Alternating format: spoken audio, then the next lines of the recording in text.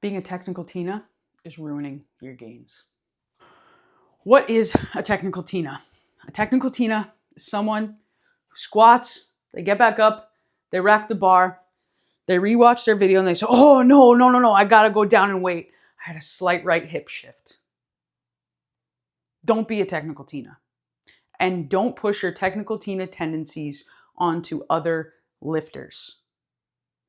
We know, and it is widely accepted, that technique happens on a range or a spectrum. Of course, when the weight is light enough, you're going to be able to display good technique, probably because you've hit that weight 1,000 times in your career. I can make 135 on a bench, a squat, and a deadlift look absolutely perfect. But what is that doing for me when my numbers are 300 plus for both the lower body exercises and 200 plus for the bench? It's doing absolutely nothing. So sure, I can get away with technically cueing myself on those lighter weights, but when the weights get heavier, we expect technique to change. Your technique at 90% is much different than your technique at 70%. And the biggest problem that I have is that coaches will continue to deload their lifters down to 70% just to make something look good, just to ease their perceptions rather than to continue to push the lifter towards progress. And a lot of times this narrative is coming from people who think that if you move less than perfectly, you're going to put yourself at risk for injury, which is just not true. We expect, as either volume increases or intensity increases to a point where you're not necessarily fully experienced in, there's going to be some sort of technical breakdown. And we don't always need to correct those technical breakdowns via cues. We can use other exercises through training blocks in order to target the weaknesses that we might see in those.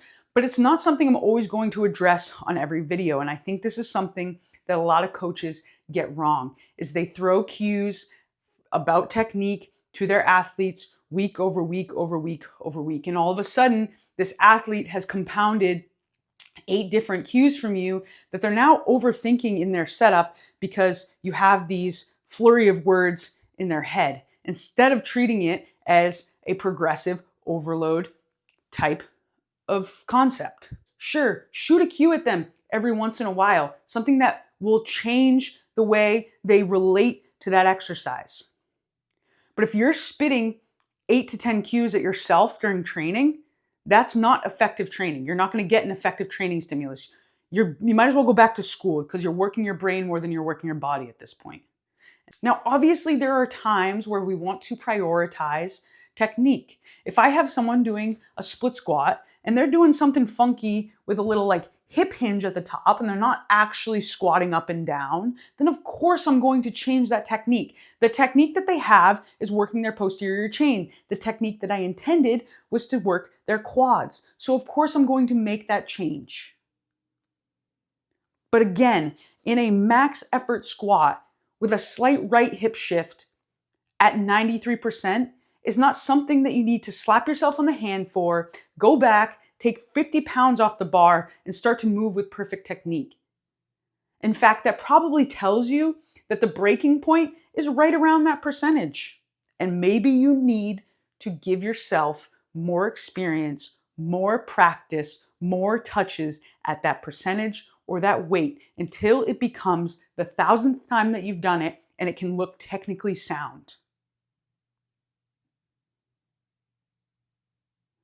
You being a technical Tina and taking weight off the bar to make something look perfect is what's holding you back and limiting your progress.